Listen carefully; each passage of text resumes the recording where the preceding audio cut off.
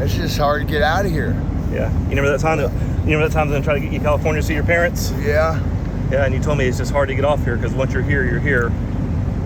There's a lot of things to go into it, man. Yeah. That's Eric.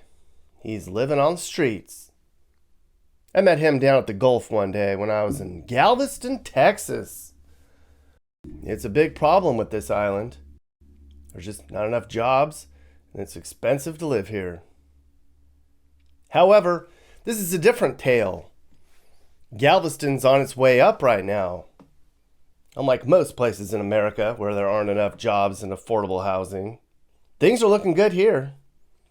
For once, I have a good story to tell, and I was happy about that. It was day 11 on my big Texas road trip, and this was my final stop along the coast. The sun was out, there were people all over. I had been on the Texas coast for a week, and for the first time, it really felt like it. I was in Galveston for a couple days, checked the place out, saw some history and some growth, and of course, bad stuff, because that's what YouTube wants. Bad. There's plenty of that here too. But it's time for me to put on my get-up and saddle up and look out, beach bunnies, because these cowboys are in Galveston.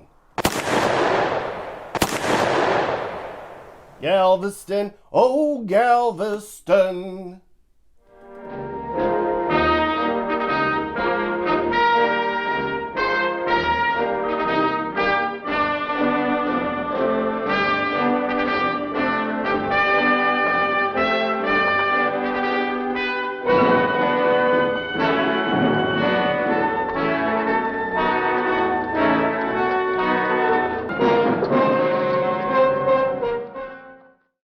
Downtown Galveston, Texas. Pretty nice down here, isn't it? Wonderful place right now. It was just a quiet day, and you can actually think. Not like in New Orleans. And I bet you've never been here. So where in the Texas are we anyways? Well, Galveston's an island. It's 30 miles long and 3 miles wide. There's just over 50,000 people here. There's houses on the entire island, but most of the people are on the north end, closer to Houston. This is actually considered a Houston burb. There's a lot of history here, mister. In 1837, this was the temporary capital for the Republic of Texas, believe it or not. And this was a big deal here for a long time. There are all these industries, corporations. Everything was in Galveston. They even called it the New York of the South in the late 1800s because of all the banking that was here. This was actually the second richest city in the country per capita for a long time. Yeah, I know. Galveston, Texas. I mean, they had this big port, and people would come down here from the East Coast to gamble and hang out with prostitutes. It was wild and wonderful back then. Wish I could have seen it.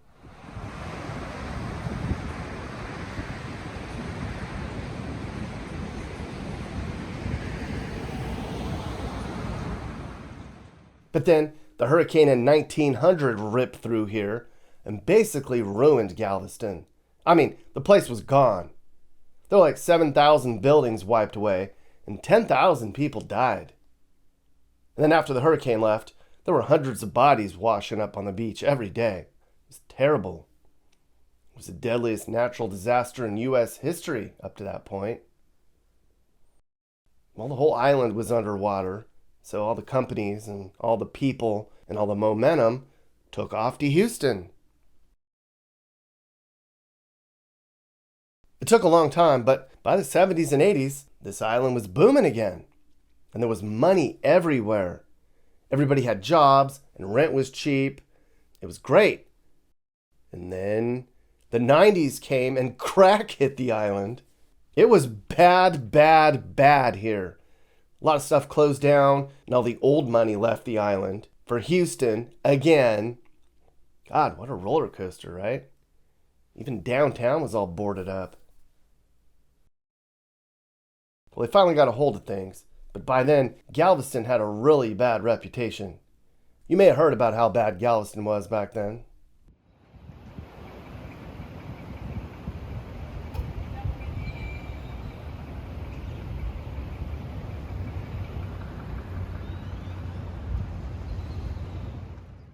Here we are today, where things have leveled out.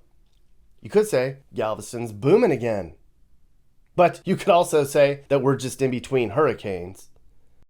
Because every time a storm comes through, the place gets wrecked, people leave, prices drop, and then people slowly start to come back again. We're currently in a people are starting to come back again phase.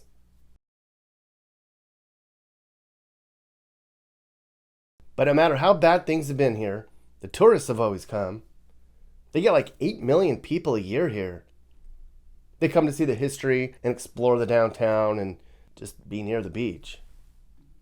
This is the closest beach for Houston people, and Houston's the 4th biggest city in the country. There's a lot of people coming down here. And plus, Galveston's a stop for the major cruise lines. And they say there's even more big cruise ships going to be stopping here one day. It's pretty clear when there's a ship in port. There's a lot of tourists wandering around. There's the Port of Galveston. Whatever that is, looks like a big deal. This port right here is pretty important for the state of Texas. There's a lot more coming in here than just old drunk people. This port brings in $3 billion a year and provides 13,000 jobs. That's a lot. I'm going to bet most of those people live in the Houston burbs and then commute down here 30 minutes each way.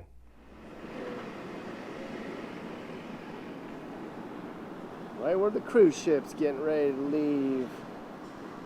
That's old timers heading off to Florida.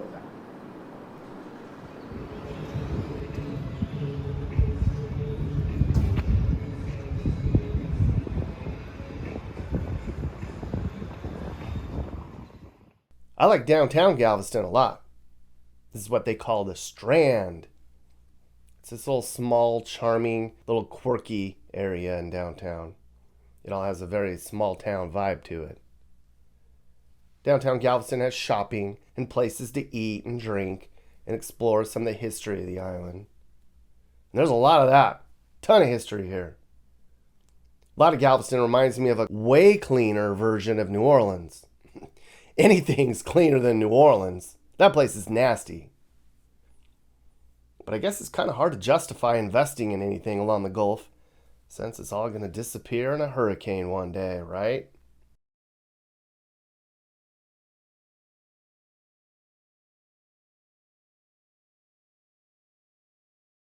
They say that Mardi Gras began here 10 years after New Orleans. I get that vibe. They have a parade here, just like in New Orleans. And there's still beads everywhere from the last time they had one. Still beads hanging up. That looks like a good party to me. Downtown was really bad 30 years ago. So they've done a good job here cleaning the place up. Tourists want to come back more. The only problem is jobs. It's not that type of downtown. Some government jobs and some healthcare and some low-paying tourism jobs. That's just about it. If you lived here, you'd probably have to drive an hour up to Houston every day for job security.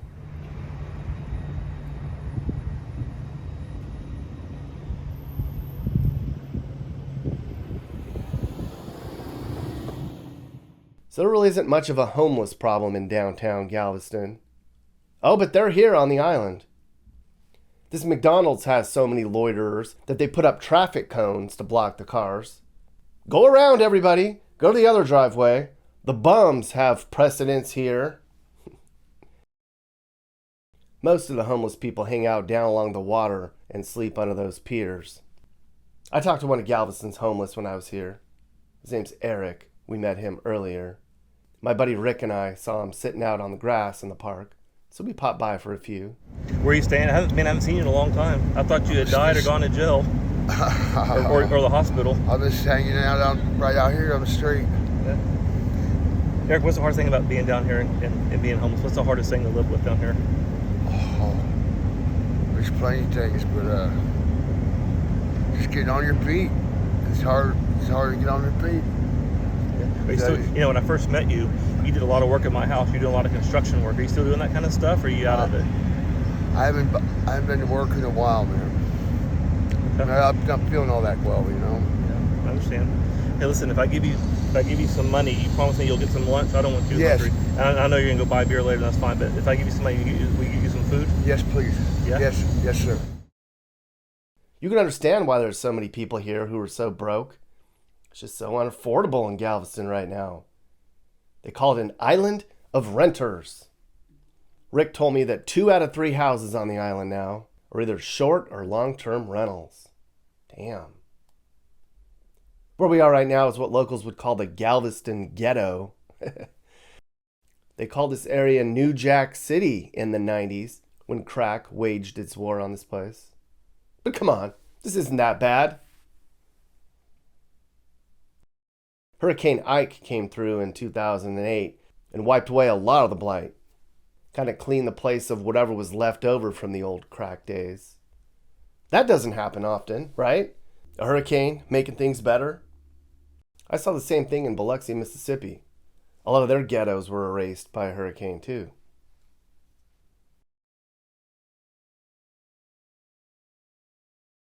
Even though it might look a little rough, there's little low-income housing here. All this stuff we're looking at is like $1,500 a room. Not for the house, for a bedroom. An apartment here is like $2,000. I mean, we're on an island. Not a lot of options. Not a lot of good paying jobs either. A lot of the lower class works in tourism. And those jobs don't set you up for a chance to start a family here. So they just plod along, renting on the island, working for the man. There's still a lot of crime and drugs here, but not like it was even 15 years ago. I kept asking Rick, where's the bad side of town? Come on, show me the real hoods. He was like, this is it. Good for them, right? But for a bad neighborhood, this isn't all that bad, I'd say. And I think you would say that too.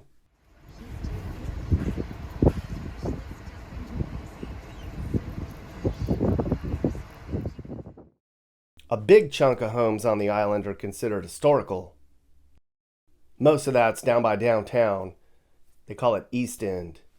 Super neat blocks that go on for a long time. There's like 50 blocks of this. I was surprised that a lot of this is still in pretty good condition. I mean, there's been hurricanes and huge fires on the island in the past. These houses are about $600,000 each, and there's a bunch of them for sale. A lot of this is older, whiter, wealthier people than what's on the west side of the island that we saw earlier.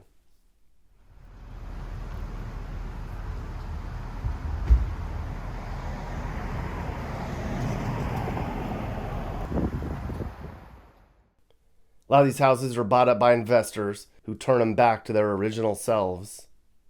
Sometimes people live in them, but more and more they're turning these into rentals too. Like something like that. That'd be pretty cheap. I think somebody's going to swoop that up and fix it up and then turn it into a rental unit. Probably for $1,500 a room. That's the state of America these days.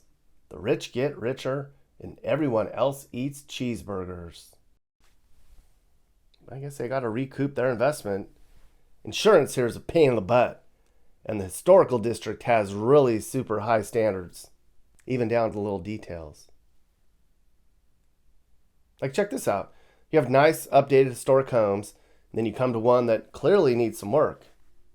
I'm telling you, if somebody hasn't done it yet, they're going to fix this thing up and overcharge the lower class to live in it.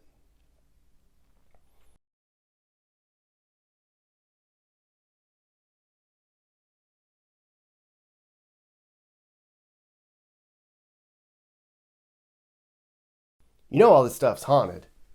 There's haunted all over this island. With all the pirates and thieves who have been here. I think I saw a ghost in the window of one of the historic mansions. I wondered if that was an old dead wench. And these cemeteries. Some of those gravestones are older than major U.S. cities. This is neat. So I talked about how Galveston used to have gambling and prostitution.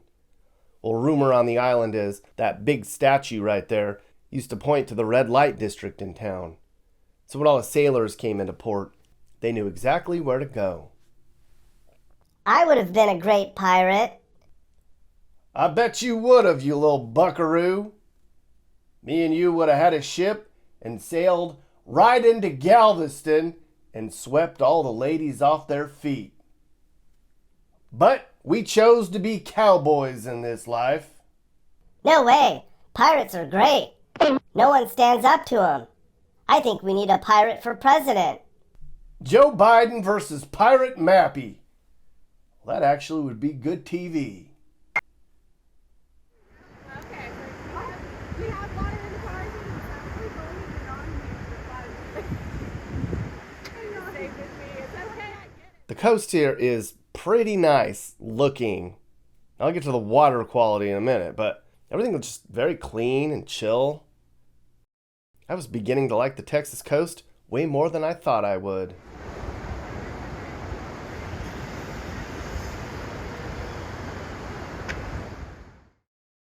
And here's what it looks like to live out along the water. These houses are really nice. This is on the north end of the island where it's far more desolate. Now these houses might look expensive, but it's actually kind of middle class out here. It's only like $400,000 or $500,000 for those homes. I mean, sounds like a good deal. Right on the Gulf. Well, it'll be in the Gulf one day. That's why it's so cheap. Even these super nice homes along the bay on the north end are only a few $100,000 each. I mean, think about it. The water's gross. The place gets hit by storms all the time. And there just aren't a lot of good jobs here. Here's what an average neighborhood looks like here that isn't a historic home or a beach house. All this is just pretty nice. This is also on the east end of the island. Is a little bit lower than the national average. Stuff in here is about $350K. This neighborhood's not very big. Really kind of the only middle-class neighborhood I saw on the entire island. Families with careers just don't move here because the schools on the island are really bad.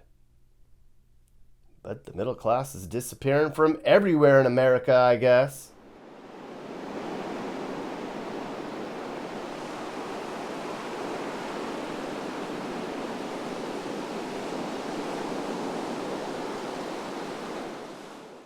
Now, what about the beaches, you say? I'll show you. Over on the far east end of the island is where you'd find the best beach in Galveston.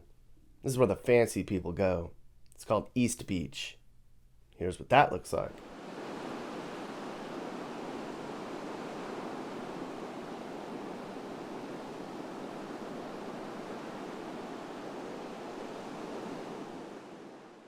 Now, just like down in Corpus, the beaches here have a bad reputation. People say a lot of them are polluted. One study said 90% of Texas beaches are infested with poop. And most of them are here in Galveston, probably from Houston poopers. Well, the water's brown because of the poop and all the chemicals coming down from the oil refineries and the chemical plants up in Galveston Bay. And because it's shallow. The beach is pretty, the water's really not, so I didn't go in. Well, them oil tankers. The study I read said, if you don't want to swim in a public toilet, the only place you can go on the Texas coast is South Padre Island. And the sand sucks too. It's more mud than sand. Yuck. I saw some refineries in the area. There's not nearly as many here as there are in Corpus. And then north of here, on the mainland on the way to Houston, it is industrial city. Like as soon as you cross over the bay, right around Pasadena, it's all oil stuff. It's pretty much like this all the way to southeast Houston. But we need that stuff, or we can't exist.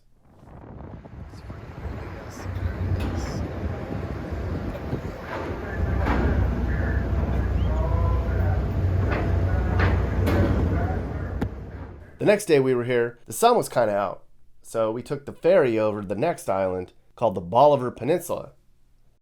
It's a kind of isolated barrier island just right off the coast.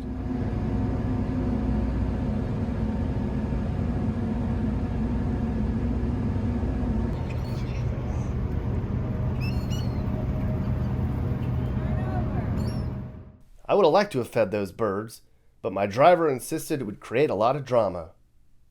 My driver is no fun sometimes. Now this place is blowing up. People are saying the Bolivar Peninsula is going to be the next Hamptons one day. I don't know about all that, but there is a lot of new construction out this way. It definitely looks like the rich people have found it. There's plans to turn this entire place into one big fancy community with resorts and big old beach homes. Even a private airstrip. Rich people ruin everything. Homes starting at $239,000. Brand new, right near the water. So close that they have to be on like 2-story high pilings. God, can you imagine looking down from your porch and seeing water under your house? That's why it's so cheap. I just don't get it. Like Hurricane Ike just came through here and leveled this peninsula 15 years ago. Like 500 people died. The place was 98% wiped away. But all the trailer parks and the low income stuff was gone. So it's a clean slate out here now. Let's just do it all over again. I don't know if people will ever learn. One day, none of this will ever be here. I would live here. This looks nice. Woman, I had a right mind to hang you by that bow. You got tots. Think of them. That's her future. Can't have them get washed away. But I would hire all the poor people to come in and wait on me. I'd give them all jobs. Dames. And while we were out on the peninsula, we stopped at the Tiki Beach Bar and Grill. But there's nothing tiki or beach about the place. I was like, the sun's kind of out. I want to sit along the water. So we went to this massive RV park / resort on the island. Big joint called Margaritaville. Look at this place. I'm telling you, this area is blowing up, everyone. So we just had a drink and looked out over the water. Nice day. And then when we got off the ferry back in Galveston, I saw a tumbleweave down along the docks. Oh. That's the Bishop's Mansion. It's one of many famous historical buildings in Galveston. It was built in 1892. And here's another one called the Moody's Mansion. That place is famous and haunted. There's stuff like this all over the island. I love it. We stayed at the mansion on 17th Street, a super neat historic bed and breakfast just a few blocks from downtown. My fraternity brother Rick runs the place. He and his staff are amazing. I just want to say thanks to Rick and Kathy. And check this place out. They put us in the Alfred Hitchcock suite. Alfred Hitchcock was inspired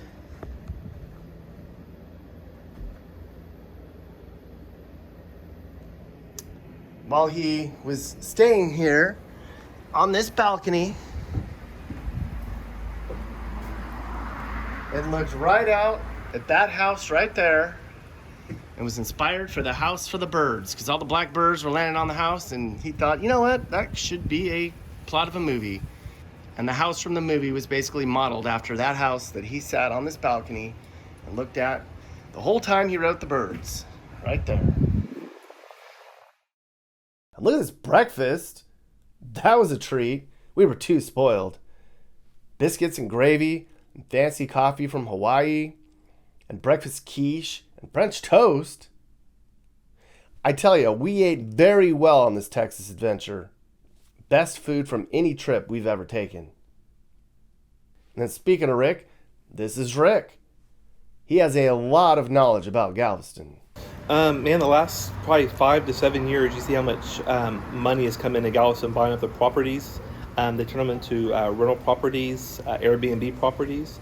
The cruise terminal, with all the ships, has probably been the biggest driver of business here. It seems like Galveston, as a city, has put all their chips in that basket. And a lot of the people on the island, of course, don't like that because of the traffic, the people that live here full time. But the business owners and the people like myself who own these properties, we depend on the terminal. And so I tell you, Galveston's gotten very, very, very commercialized, and there's a lot of good and bad with that. You said it's become an island of renters. Yeah. A lot of these homes are being bought by investors and turned into housing for, but at the same time, you need affordable housing too. Yeah, the colleges down here, the hospital, and people are buying this and investing their stock market money into real estate. And so they buy these single-family resident homes like this, and they rent out 4 or 5 of the rooms to help pay for the taxes and the insurance. Galveston's very, very expensive. And so a lot of people who live in Galveston, who are fortunate enough to have these bigger houses, they rent their rooms out so they can pay for the taxes and pay for the insurance. It seems like Galveston's had a lot of up and down. We're currently, would you say, in an upswing? We're on a massive upswing, and it'll continue like that until the next big storm or economic downturn. But Galveston's been on probably a 15, 20-year run, almost vertical. House prices, everything. And then next hurricane comes and it's going to go. It's a reset. It's a pattern. And people who lived there for 50, 60 years, they'll tell you this. Mm-hmm. Who's primarily moving to the island right now? From what I can tell, it's people, Houston, Austin, San Antonio, people who have the income to have a second home down here. There's not a lot of people who move down to Galveston are still working.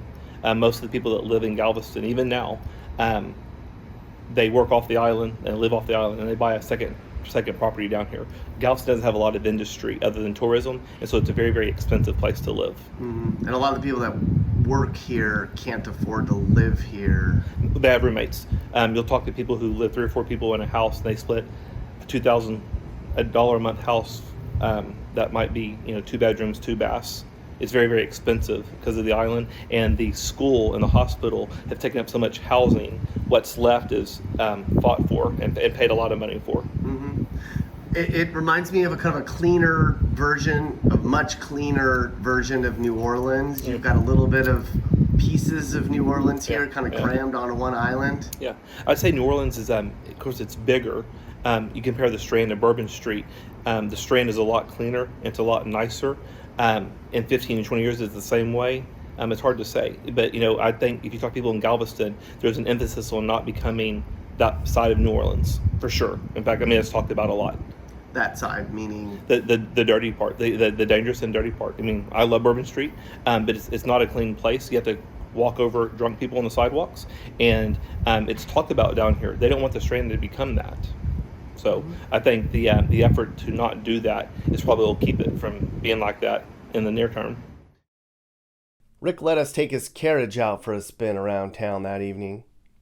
Check this ride out. Cruising Galveston in style. First night we stayed close to downtown. On night 1, we ate at a place along the bay that is highly recommended. It's called Katie's Seafood House. It's in the Fisherman's Wharf area. And Katie's does not mess around. Look, they have their own fleet right out the back door. Talk about fresh fish, right? The water's kind of dirty though. Katie's is super cool. Casual but classy. Just the way I like it. I went with the yellow edge grouper. I can see why the place is so expensive. Because it is good. But no matter where you are in Texas, you're reminded you're in Texas. Chew spit in the urinal in a fancy seafood house. For drinks, there were many stops, believe me. Most were along the Strand. This is the Hearsay on the Strand. Totally over the top. I bet this building's 200 years old. Wedding cake martinis? Now, normally I'd go for a damn Lone Star, but when you're in a place like this, you gotta kind of up your game, I guess. And then I dialed it down a bit. Come on now, you know me. I ain't fancy drinking guy.